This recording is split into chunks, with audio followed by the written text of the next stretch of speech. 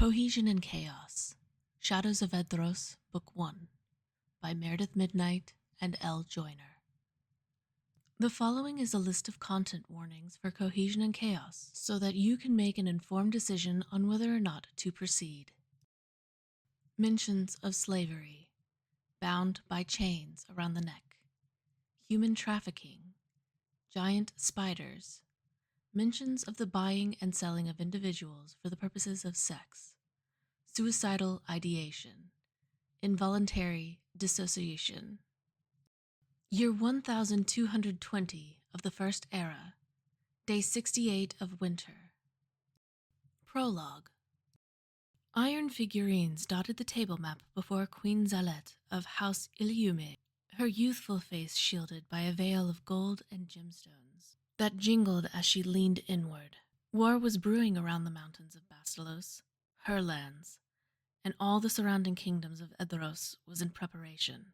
General de Monte led the meeting discussing what his scouts had reported regarding the northern kingdoms of Nabanon and Ithrad.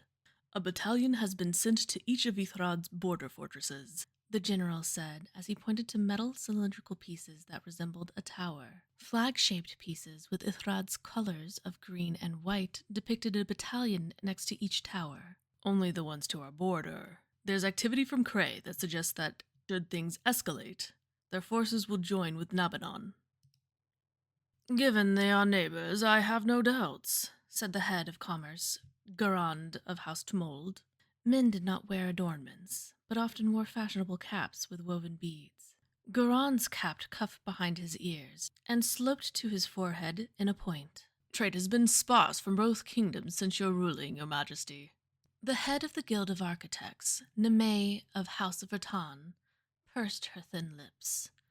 Her guild was responsible not only for the buildings within the caverns of Bastalos, but the structural integrity of every tunneled road. She was an intelligent woman, and wise, but silent during these meetings. Zalette had learned in the 6 years of her reign to read Nemei's expressions when the woman would not speak. Nemei's disposition showed displeasure towards the young queen's reign, though not in a personal slight. "Northern trade was found to be corrupt," Zalette stated. "The monarchs are aware. They were smuggling more than just people." "Whispers in the air speak of the slight towards Orcish merchants in the last 6 years," Garand said with a sigh. Further north, beyond the human lands of Edros, presided the Orcish lands of Usun Drovad. They hadn't been enemies of Edros in centuries, and in fact, they had aided the humans in the advancements of their societies. Bastalos would not have thrived without their engineering. Nemei's operations relied heavily on Orcish ingenuity. The others at the table looked to the empty seat next to the head of commerce, where Manak, head of engineering, would have sat. The orc had stepped away from his position and left Bastalos last season. "They think it's a maneuver to control Edros," General de Monte said solemnly. "It is not," Zalette stated, and clenched her jaw to stave off defense. The table was occupied by men and women 3 times her years, who would barely acknowledge her presence during the meetings. It was as if it were a formality, her title granting her permission to observe the adults debating the lives of her people, her responsibility. The general was the only one to actively address her, and without exasperation. She was not supposed to be Queen of Bastalos so soon. Her mother died 6 years prior at the culmination of the slave rebellion, leaving her with the burden at the age of 12. They've never stopped viewing her as a child despite her now being of age to marry. "We should lower the trade regulations," Garand suggested. He was addressing General de Monte, of course. Had he forgotten the generals of the Bastalosi army deferred to their queen? "Lower tariffs to the north, and set up an agreement that can't be misconstrued as a violent takeover." "People died because of their smuggling operation," the general reminded. "They caused our civil war, and we should reward them for it." "It's not a reward, de Monte. Our infrastructure cannot handle the stress of a loss of trade," Garand reminded, "especially if war is on the horizon." "The orcs have been smuggling our slaves out of Bastalos for as long as we have traded with them," Nemei said, her voice calm and melodic. Her black hair was streaked with gray and pulled back in a sweeping, fashionable set of swirls, adorned with silver chains. Her ears were cuffed with filigree that matched the silver embroidery of her cray-style dress that held stiff, pointed shoulders. Yes, but their last operation caused an entire tunnel to collapse with the riot, General de Monte said. Neme's painted lips pursed, and she said nothing more. If our allies believe they need to bolster their borders, trading among the lands will already be strained. We need to regulate what comes in and out of our mountains. There are consequences to every action. And what of the consequences of this? Garand posed. If we do not provide some relief, some humility, Basilos will crumble in more ways than one. Queen Zalette sat back in her seat, the metal of her headdress delicately clinking, ringed fingers brushing over the plush upholstery of her armrests. Her council room was once used solely for war, its utilitarian structure built far within the mountain wall and held with thick pillars of metal and stone. A heated everglow stone rested in a hearth that emitted a comfortable warmth, and the mirror-light tunnels provided bright daylight from outside. I will present the Senate with these findings, she said. We need to get ahead of the escalation. General de Monte, stay aware, but do not assign anyone to the border just yet. I don't want them to think that we are preparing for war in response. To mold, draft a trade proposal you think will be just, and have it ready for tonight's Senate session. I trust your judgment. Vertan, if you would remain behind after dismissal, I wish to speak to you regarding the restoration of the collapsed trade route. Everyone else is dismissed. The men bowed lowly to their queen and exited quietly. Neme looked to Zalette expectantly as the door creaked to a close. Your Majesty, restorations are still underway. We've had some setbacks over the last year as our efforts caused another portion of the tunnel to collapse. We're currently drafting options to reroute the road to avoid further delays. It was evident on Neme's features that she knew of the Queen's true intent for their private meeting.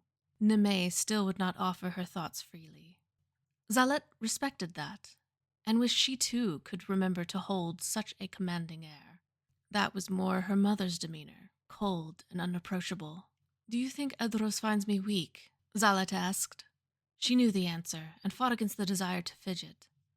Slowly, she closed her fingers inward and pressed her nails into her palms. Of course, Neme stated candidly. All of this seems an excuse for them to take the Mountain Kingdom.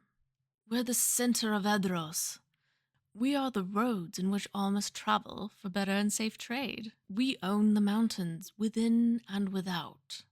They cannot pass through our valleys without our knowing and our permission. To command this kingdom would be to rule Edros. Do they think that's what I'm trying to do? Your mother was trying to do so, she answered. Zalette was not sure if she believed that. It's only natural you would as well, and why not? I only want to rule Bastalos, Zalette said. She looked at the map once again, eyes following the terrain leading to the valleys of her kingdom. The towering mountains undulated at the center proudly. Her fingers traced over the engravings that formed the Dradminad border, leading to the sea. Ruling Bastalos could be ruling Edros, even if by mediation among the monarchs. Neme said, You don't need to be a tyrant, but you need to be smart. Bastalos will fall without trade. They know this. Our mountains give us shelter, but it also complicates our economy. The thought of such perception put Zalette at unease. She did not wish to be viewed like her mother. It was what caused her people to rebel, though perhaps it was for the better. The slaves were now free people who no longer had to flee to the gray hinterlands for a better chance at life. They could achieve that here. You'll be at the Senate tonight, Zalette asked. The older woman offered a nod, gray eyes trailing over the map. Would you like for me to present the proposal for the new route? Neme asked. Yes, that would be helpful, thank you. You may go, Vertan. The head of the Guild of Architects rose gracefully, her adornments tinking as she bowed to her queen. The queen sat as still as stone during the Senate's closed session. The slightest movements could cause her royal adornments to clang like bells of gold medallion, which was only acceptable in private. It was proper for a princess to keep her body still in public, and it was expected for a queen to be statuesque. Her people had to see the regality, and know she was in complete control. Queen Zalette felt the weight of her adornments on her head, the intricately draped chains like a web holding each golden piece around her woven hair. If it wasn't the weight of her adornments that distracted her, it was the pins that held them through her braids. Every pin touched her scalp like an unwavering pest. How her mother did this for decades was baffling. That woman was irritated at the slightest noise, yet she had always held her composure and spoke so expertly that her adornments never clattered together. Zalette was told that the adornments of a queen is the weight of responsibility and a reminder of the burden of this position. A physical reminder of the burden was not necessary, in her mind. Bastalos was crumbling from the inside out.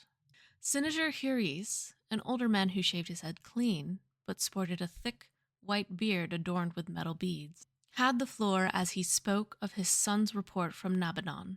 The orcs of Unsud Dravad have been in talks with Nabanon's court, Huris said. It is unclear the subjects of their talks, as my son was not invited to their meetings. He has been asked to make arrangements to return home or face imprisonment. I ask that we send word to Nabanon without delay to inform them of his departure. I do not believe we should risk him remaining. Behind the Senate, within the darkness of the rising steps, were a select group of scholars and diplomats invited to sit in on the closed session. The scholars quickly scrawled notes and accounts of the session, their hands fervently writing shorthand with wrapped graphite. The diplomats leaned in towards one another as they whispered. Sitting beside her, facing the Senate, were the remaining representatives of Edros. The elvish druid, Zershai, wore his traditional woven garb made from stripping fibers from a plant stalk that gave the garment an earthy, almost fruity scent. His long black hair was braided down to his back, his beard close to his jawline, with a short forward braid at the chin. Ambassador Nin of Cray was beside him, narrow eyes intent on the session, jaw tight.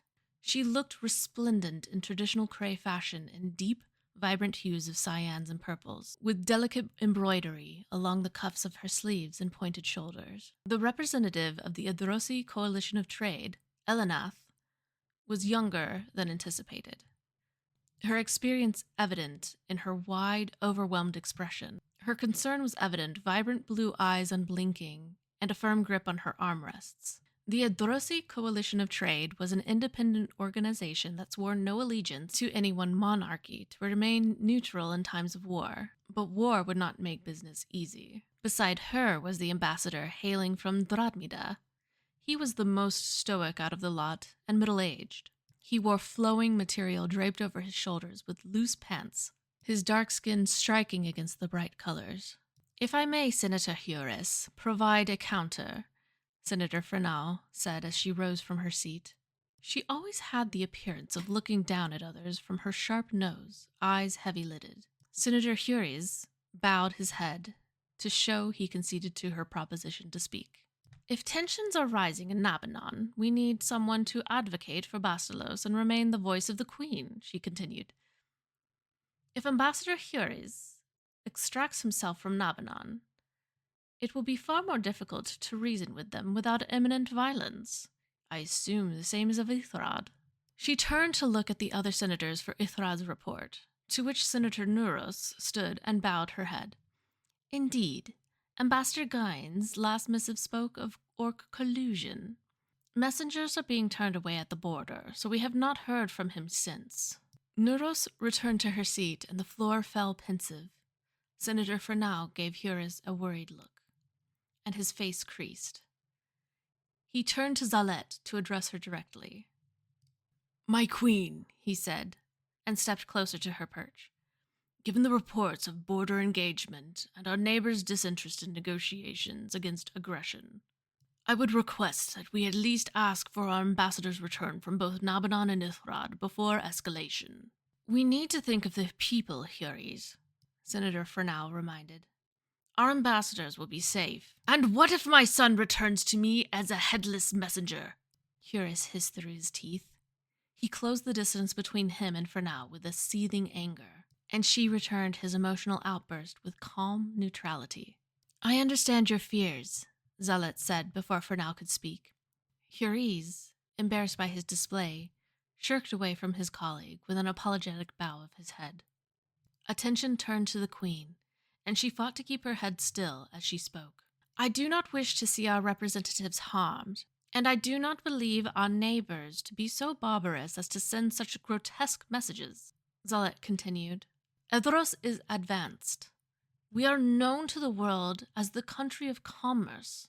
We did not become this through violence. We achieved it through communication, through talking and understanding each other, and somewhere along the way, we forgot ourselves. We, Bastalos. They may be bolstering their borders, but consider it may be out of fear than out of want of violence. Bastalos has the largest army in Edros, no thanks to our own unfortunate history of control. By our poor attempts to handle our own infighting, we have created an image that does not speak well to a want for friendly negotiations. We cannot fault Edros for anticipating the worst when we have given our worst. Send a messenger to the borders requesting the allowance of diplomats for negotiations to enter their land, or speak to a representative of their choosing at a location they desire. In the meantime, I want you to choose 2 diplomats best suited for the negotiations upon arrival. We will provide our own escort and allow them to determine the number allowed. It has been well over a century since all of Edros has faced a war. I do not anticipate any of us are eager to break that achievement. Zalet fell quiet, her stomach churning as she held back anxious tremors. While she kept her head still, she watched the Senate quietly ruminate, their exchanges of glances telling. They were hesitant and reluctant as they bowed to their young queen. This would be her first command that would place their fates in the balance. The last queen to hold such weight was her mother, and it ended with a civil war, and her heart pierced through with a vengeance. The death toll of that war was 282. The history books state the last Edrosi war resulted in thousands of deaths, and many more presumed but not counted. It was considered one of the bloodiest and ruthless wars that required outside intervention from the Dragon Riders to the east. Did they still exist? Decisions based on unknowns would not serve her people well. To prevent this war, a compromise would need to be determined. But in order to determine a compromise, a reason had to be located. They needed to actually listen to their neighbors. I will ask Neme of House Vertan to come forward and present the plans for our new trade routes, Zalet said, and the 2 standing senators deeply bowed and returned to their seats. A proposal for reopening trade routes would aid in the diplomats' negotiations. The line of diplomats sat with wide eyes as the head of the Guild of Architects took the floor. 2 of them would be given a burden heavier than her crown, and it seemed they understood what was to come.